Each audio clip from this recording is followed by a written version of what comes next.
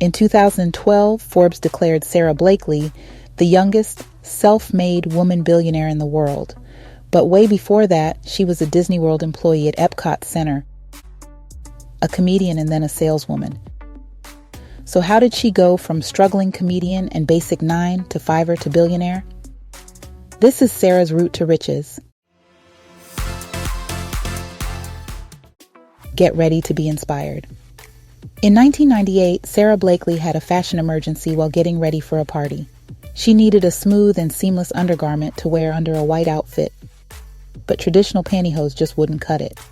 Frustrated and uncomfortable, Sarah had a light bulb moment, deciding to take matters into her own hands. She grabbed a pair of scissors and fearlessly cut off the feet of her pantyhose. That's when magic happened. The end result was a sleek and flawless silhouette that made her feel fabulous, confident, and panty line free all night long. Despite the fact that the hose bottoms rolled up her legs, Sarah knew she was onto something big. She realized that she could create a new product that would revolutionize the way women dressed and felt. Here's where it gets interesting. Despite having no business experience, Sarah was determined to make her dream a reality.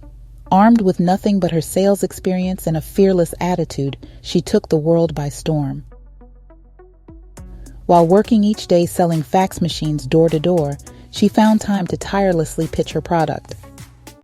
Learning that the hosiery mills were in North Carolina, the hub for the industry in the U.S., this is where she made her calls. Every mill she called hung up the phone. No one would hear her footless pantyhose idea. Undeterred, Sarah decided that before she kept trying to pitch it, she should protect it. So she turned her attention to getting it patented. She thought a woman patent attorney is what she needed, believing her vision would be understood. Here she ran into another obstacle because when she called the Chamber of Commerce in her state of Georgia, she was told there was not a single woman patent attorney. Again, she pushed on, meeting with male attorneys instead. As she went to these meetings, she found it hard to get them to take her seriously. She tried to explain to the men how she was going to change the world by making women's butts look better. They didn't get it. Plus, their fees were outrageously high, far more than the $5,000 she had saved from her job selling fax machines. Determined not to give up, Sarah decided to write her own patent. But first, she had to learn how. A visit to the Barnes & Noble bookstore was in order. She bought a book on patents and trademarks and got to work. Next, Sarah took a road trip to North Carolina to see if her luck would be better in person. She went to several hosiery mills pitching footless pantyhose. Again, no one was interested. Until, after returning home, she received a phone call from one of the mills who originally turned her away. He changed his mind after he ran the idea by his 2 daughters, who informed him it was indeed a brilliant idea. While they worked on the prototype, Sarah learned a lot. Most importantly, she learned only men ran this business. She had not encountered a single woman yet.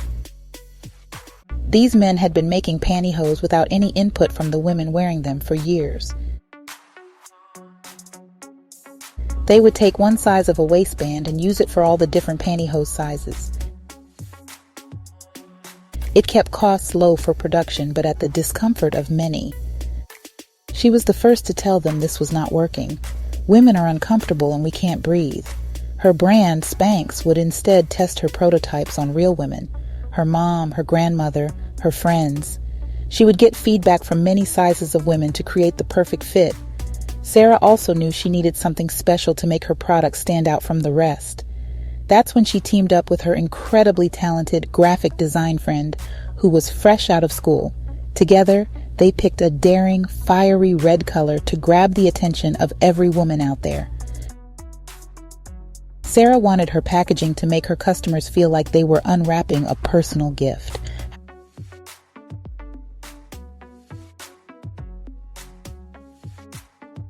How she came up with the name Spanx is also quite interesting. She knew that Kodak and Coca-Cola were the 2 most recognized names in the world. So she aimed to find a word with a K in it. While driving, the word spank came over the radio. Drawing from her comedy roots, Sarah knew the K sound worked well with audiences, and to make it extra special, she switched out the last letter to an X, knowing that made-up words were easier to trademark. With a quick trip to the patent and trademark website, Spanx was born. Part 2. The Fall of a Billionaire. You see, in 2020, women didn't need undergarments for fancy dresses. There were no weddings or galas to attend. That, together with new competition entering the market, caused her fortune to drop to $750 million. While still a lot of money to you and I, a loss of hundreds of millions is significant to a billionaire. The Spanx brand grew to extend beyond just pantyhose.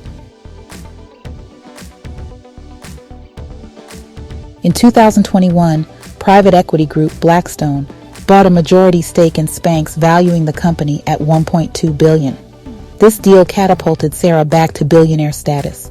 Sarah, who started Spanx with her own $5,000 savings, remains a significant shareholder in the company.